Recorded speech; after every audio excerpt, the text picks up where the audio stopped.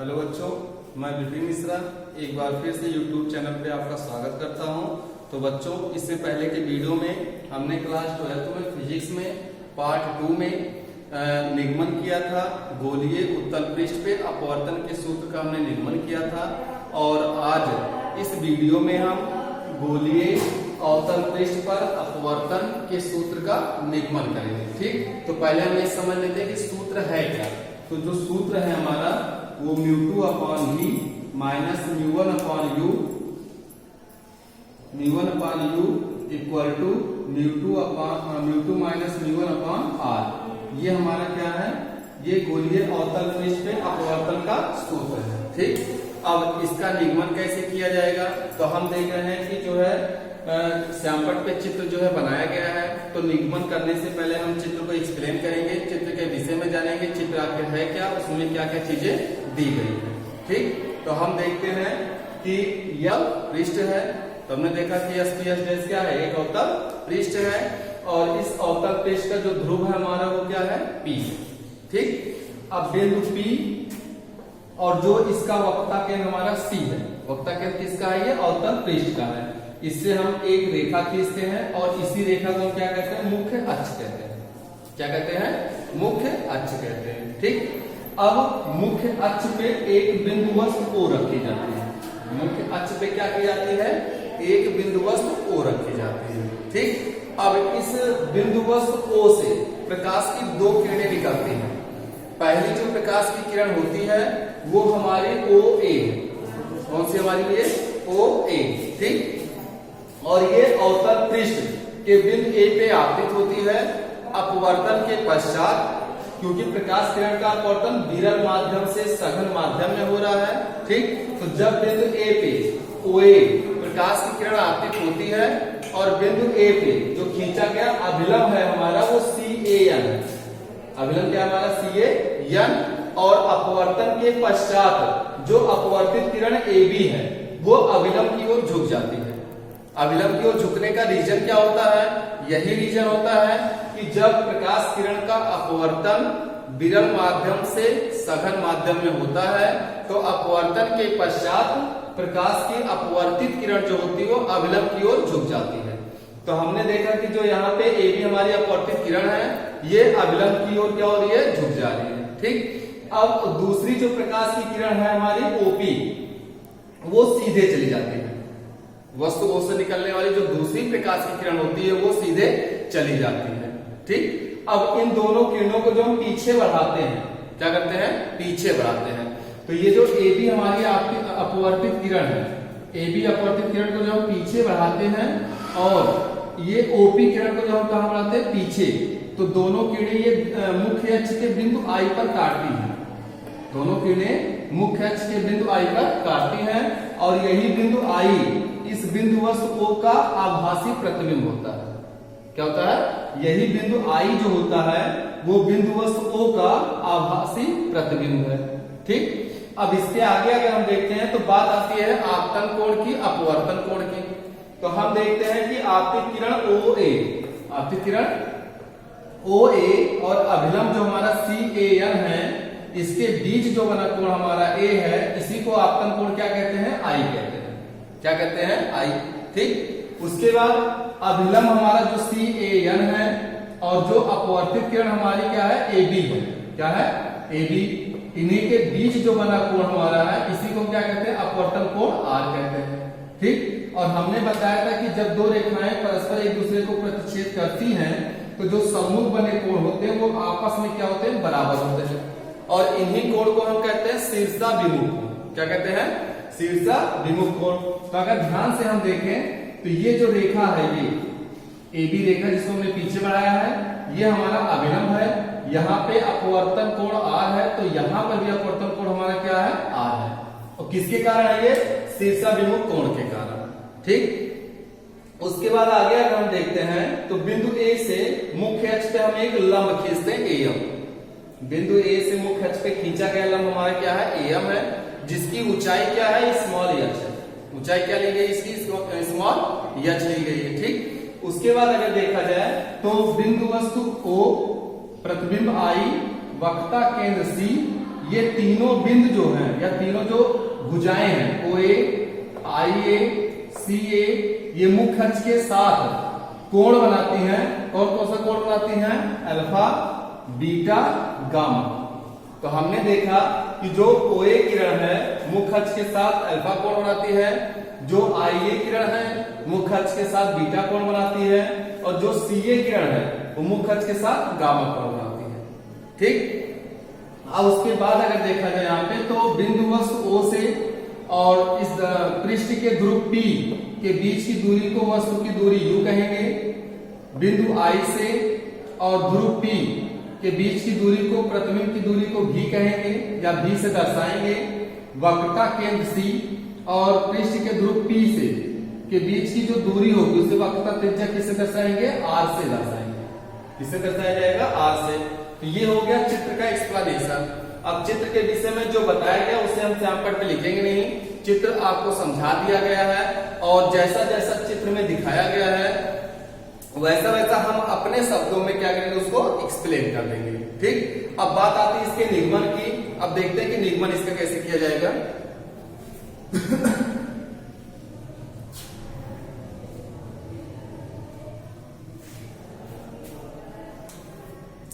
तो यहां पे हम निगमन इसका स्टार्ट करेंगे कि किरण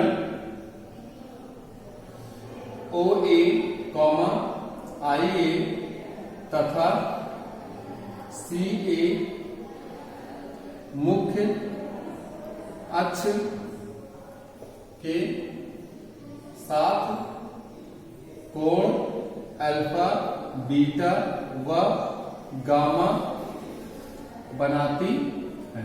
ठीक। अब इसके बाद बात आती है किसके? आपतन कोण की और अपवर्तन कोण की। ठीक। तो आपतन कोण के लिए अगर हम देखते हैं तो यहां पर लिखेंगे त्रिभुज,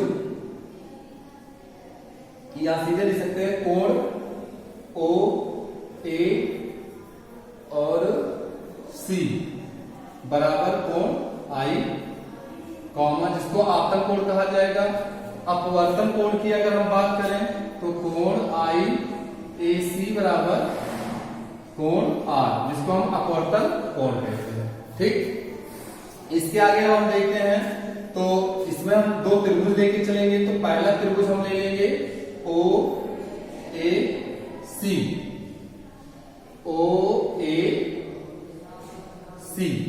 तो हम देख रहे हैं कि त्रिभुज OAC में gamma equal to alpha plus I बहिष्कोण परिमेय से, इसको हम लिख सकते हैं बहिष्कोण परिमेय से। तो हमने बताया था इसके पहले की वीडियो में जब डेरिवेशन कर रहे थे तो उसमें बताया क्या गया था कि यदि कोई एक त्रिभुज ले लिया जाए और उस त्रिभुज की किसी भुजा को बढ़ा दिया जाए तो ये जो बना बहिष्कोण होता है ये उस त्रिभुज के शेष दोनों अंतःकोणों के योगफल के क्या होता है? बराबर होता है। ठीक। ये बहिष्कोण प्रमेय है। यही बहिष्कोण प्रमेय जो है इसमें हम लागू करते हैं। तो देखते हम क्या है कि बहिष्कोण प्रमेय की बात अगर की जाए तो इसमें देखा जाता है कि OAC अगर हम देखें तो OC भुजा को हमने जब आगे बढ़ाया तो जो बहिष्कोण बना हमारा वो गामा बन रहा है। ठीक। अब ये जो गामा होगा बहिष्कोण वो इस त्रिभुज के शेष दोनों जो अंतःकोण हमारे होंगे अल्फा और I, इन दोनों के कोणों के योग की क्या होगा? बराबर होगा। तो हमने यहाँ पे लिखा है gamma equal to alpha plus I। यहां से अगर हम I का मान निकालें तो I इक्वल टू हमारा हो जा रहा है ये गामा माइनस अल्फा। ये हमारा किसका मान आ गया? I का मान आ गया। ठीक। इसको अगर हम चाहें तो मान सकते हैं, इसको समीकरण 1 मान सकते हैं। उसके बाद अगर हम दूसरा त्रिभुज लेते हैं तो यहाँ पे लिखेंगे त्रिभुज IAC में। अब इसमें अगर हम देखें तो इसमें बहिष्कोण हमारा क्या है? गामा है। शेष दोनों अंतःकोणों के योग के क्या होगा? बराबर, जो कि बीटा प्लस R है। यहां पर भी हम लिख सकते हैं किससे? बहिष्कोण प्रमेय से, बहिष्कोण प्रमेय से। अब यहां से अगर हम R का मान निकालें तो R equal to gamma minus beta, इसको हम मान सकते हैं समीकरण 2। तो यहां तक तो हम इसको कर लिए हैं। अब इसके आगे अगर हम देखें तो इसके आगे हम स्नेल का नियम लगा देंगे, ठीक। और स्नेल का नियम भी आपको बताया गया था कि स्नेल का नियम कहते किसे हैं। तो उसमें आपको ये बताया गया था कि जब भी प्रकाश किरण का अपवर्तन एक माध्यम से दूसरे माध्यम में होता है तो हम देखते हैं कि आपतन कोण की जो ज्या होती है साइन आई, अपवर्तन कोण की जो ज्या होती है साइन आर, वो परस्पर समानुपाती होते हैं। अर्थात साइन आई समानुपाती साइन आर, अनुपाती का चिन्ह इक्वल में बदलता है तो एक नियतांक जो है यन जुड़ता है या म्यू जुड़ता है। तो इसको साइन आई बटे साइन आर इक्वल टू या तो हम म्यू कहें या तो हम यन कहें, ठीक। तो यहाँ पे हम देख रहे हैं स्नेल का नियम जब लगाएंगे तो स्नेल के नियम से, तो स्नेल के नियम की बात अगर कही जाए तो साइन आई बटे sine R equal to mu two बटे म्यू वन। अब बात आ गई म्यू टू और म्यू वन क्या है, तो म्यू वन जो है हमारा वो विरल माध्यम का अपवर्तनांक है। म्यू टू क्या है, तो म्यू टू जो है हमारा वो सघन माध्यम का अपवर्तनांक है। म्यू टू क्या है, सघन माध्यम का अपवर्तनांक है, ठीक। अब साइन आई क्या है, आपतन कोण की ज्या है, साइन आर क्या है, अपवर्तन कोण की ज्या है, ठीक। अब उसके बाद अगर हम तिरछा गुणा कर दें इसका तो sine I into mu one ये लिख सकते हैं equal to sine R into mu two, ठीक। अब यहां पे देंगे कि यदि कोण आई व आर छोटे हों और छोटे कब होंगे, जब हम देखेंगे अवतल पृष्ठ जो है हमारा उसका व्यास अगर कम होगा या व्यास अगर उसका छोटा होगा तो हम देखते हैं कि आपतन कोण आई और अपवर्तन कोण आर भी क्या होंगे, छोटे होंगे, ठीक। और अगर छोटे होंगे तो यहां पे हम लिख सकते हैं साइन आई बराबर आई तथा साइन आर बराबर आर, ठीक। इसको हम मान लेंगे समीकरण 3। अब यहां पे हम लिखेंगे समीकरण 3 से, क्या लिखेंगे, समीकरण 3 से। अब समीकरण 3 में यदि हम मान रख दें तो ये हो जाएगा I mu one equal to R mu two, ठीक। अब इसको मान लेंगे हम समीकरण 4। अब इसके आगे अगर हम देखें तो इसको मिटा देंगे हम,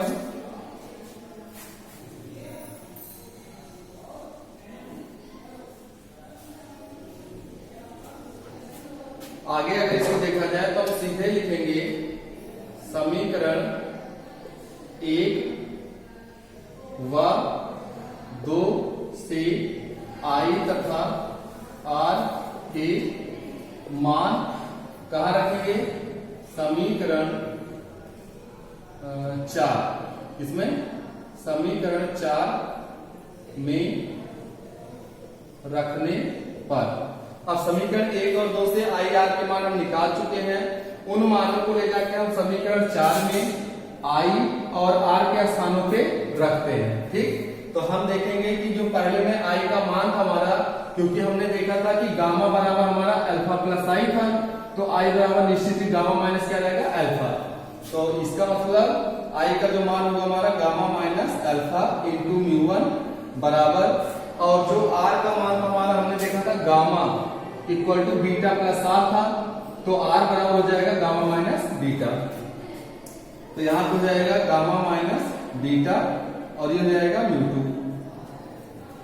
उसके बाद अगर इसके अंदर हम गुणा कर देते हैं तो gamma mu one minus alpha mu one बराबर gamma mu two minus beta mu two, ठीक। उसके बाद गामा वाले पद को हम एक तरफ कर लेंगे, अल्फा बीटा वाले पद को एक तरफ। तो हम अगर ध्यान से देखें तो यहाँ पे जो बीटा वाला पद है वो माइनस है, इधर आएगा तो प्लस हो जाएगा, और यहाँ पे जो गामा का पद है वो प्लस है और दाएं पक्ष में लेके जाएंगे तो माइनस हो जाएगा।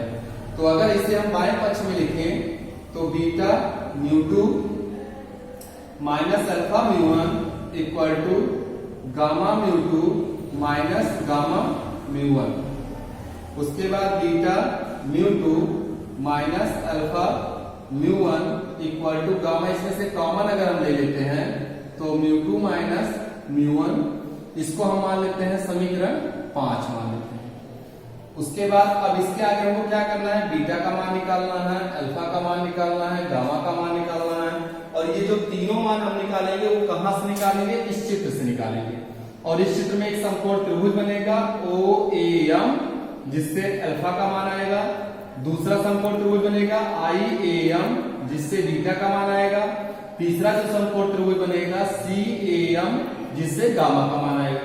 और तीनों के मानों को निकालने के बाद हम ले जाके समीकरण 5 में अल्फा बीटा गामा के स्थान पे प्रतिस्थापित कर देंगे या रख देंगे। ठीक, तो यहां पे हम एक लाइन लिखेंगे कि चूंकि अवतल पृष्ठ का व्यास छोटा है, अवतल पृष्ठ का व्यास, चूंकि क्या यदि कर सकते हैं, यदि अवतल पृष्ठ का व्यास छोटा हो तो बिंदु, ये हो जाएगा बिंदु A बिंदु P के समीप होगा। तो जो बिंदु A हमारा दिया गया है वो हमारा क्या होगा, बिंदु P के समीप होगा। और जो भी दूरियां जो है यम से मापी जाएंगी वही दूरियां किससे मापी जाएंगी, P। इसका मतलब यम और P बिंदु अत्यंत क्या हो जाएंगे, पास पास हो जाएंगे। ठीक, उसके बाद आप लिख देंगे तो चित्र में अब यहां पे हम लिखेंगे समकोण त्रिभुज, समकोण त्रिभुज। अगर बात की जाए किसकी, तो OAM में सीधे अल्फा इक्वल टू, जिसको हम किससे दर्शाएंगे, tan अल्फा। tan अल्फा बराबर होता है लंब बटे आधार। लंब का मान हमारा क्या है, तो लंब का मान हमारा जो है वो AM है। आधार हमारा क्या है, तो आधार जो हमारा वो है OM है। ठीक, AM का मान H है, आधार का मान OM को हम OP लिख सकते हैं, और इक्वल टू H हो जाएगा। OP का मान क्या है, -U है। ठीक, ये हमारा किसका मान आ गया, अल्फा का आ गया। अब उसके बाद अगर हम आगे देखें तो आगे हम किसका मान निकालेंगे, बीटा निकालेंगे। उसके आगे हम किसका मान निकालेंगे, फिर गामा निकालेंगे। तो इसके अगर आगे हम देखते हैं तो यहां पे हो जाएगा हमारा त्रिभुज IAM में, तो इसमें हो जाएगा हमारा beta equal to tan beta equal to, अब tan बीटा इक्वल टू लंब बटे आधार इक्वल टू, लंब हमारा क्या है AM, आधार हमारा क्या है IM, AM का मान क्या है H, IM को हम लिख सकते हैं IP equal to H, IP का मान क्या है -V। उसके बाद त्रिभुज हम लेंगे CAM में गामा इक्वल टू हो जाएगा हमारा tan गामा इक्वल टू हो जाएगा हमारा लंब बटे आधार, और लंब हमारा क्या हो जाएगा AM, आधार हमारा क्या है CM, AM का मान H, CM को हम लिख सकते हैं CP, और H और CP का जो मान हो जाएगा हमारा वो -R हो जाएगा। ठीक, अब उसके बाद जो है अल्फा बीटा गामा तीनों के मान हम ज्ञात कर चुके हैं, और तीनों के मानों को हम ले जाके कहां रखेंगे, तो समीकरण 5 में रखेंगे। ठीक, तो यहां पे हम लिख लेंगे अल्फा कॉमा बीटा तथा गामा के मान समीकरण 5 में रखने पर। तो हमने देखा कि जो है अल्फा बीटा तथा गामा के जो मान हमारे आए हैं, इन तीनों के मानों को हम ले जाके कहां रखेंगे, समीकरण 5 में रखेंगे। ठीक, अब तीनों के मानों को अगर हम समीकरण 5 में रखते हैं तो पहले इसको हम मिटा देंगे थोड़ा। अब समीकरण 5 में अगर हम तीनों के मानों को रखते हैं तो सबसे पहले यहाँ पे दिया गया समीकरण 5 में बीटा। तो अगर हम पहले बीटा के मान को रखें तो बीटा का मान हमारा कितना है, H अपान -V। उसके बाद ये हो जाएगा हमारा μ2, ये मान हो जाएगा, फिर माइनस का चिन्ह यहाँ पे दिया गया है। अब अल्फा का मान यदि हम यहाँ पे रखते हैं तो अल्फा का मान जो हमारा है H अपान -U है। उसके बाद जो है अगला पद हमारा क्या है, μ1 है, इक्वल टू गामा का मान अगर हम यहाँ पे रखते हैं तो गामा का मान एच अपॉन क्या है माइनस आर है, और फिर ब्रेकेट में क्या है μ2 माइनस μ1। ठीक, अब इसको हम हल कर लेंगे, तो हम यहाँ पे लिखेंगे माइनस जो माइनस से ऊपर नीचे अगर हम गुणा कर दें तो माइनस एच अपॉन भी, ये हो जाएगा हमारा μ2, और माइनस का गुणा हमारा क्या हो जाएगा, या गुणा ना भी हम करें तो माइनस से ऊपर नीचे गुणा करें तो माइनस एच अपॉन हो जाएगा हमारा क्या u, और μ1 हो जाएगा यहाँ पे इक्वल टू, यहाँ पे भी माइनस से अगर हम ऊपर नीचे गुणा कर दें तो माइनस एच अपॉन हो जाएगा r, और इंटू ब्रैकेट हो जाएगा μ2 माइनस μ1। अब इसके आगे अगर हम हल करें इसको,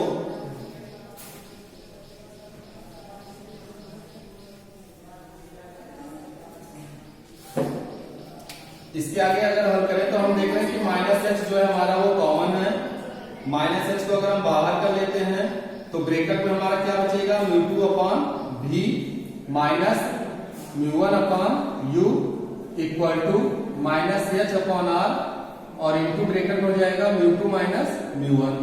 हम देख रहे हैं माइनस एच से माइनस एच हमारा क्या हो गया कैंसिल, बचा क्या हमारे पास μ2 upon v minus μ1 upon u equal to μ2 minus μ1 upon R. ये हमारा हो गया निगमन, और निगमन किसका है, गोलीय अवतल पृष्ठ अपवर्तन के सूत्र का निगमन कीजिए। ठीक, अब इसके बाद मान लेते हैं कि विरल माध्यम के सापेक्ष सघन माध्यम का अपवर्तनांक हमारा यदि म्यू, ठीक, यहां पे हम लिख सकते हैं यदि क्या मान लेते हैं, माना विरल माध्यम के सापेक्ष सघन माध्यम का अपवर्तनांक म्यू है, तो म्यू बराबर μ2 अपॉन μ1, ये हम कर सकते हैं।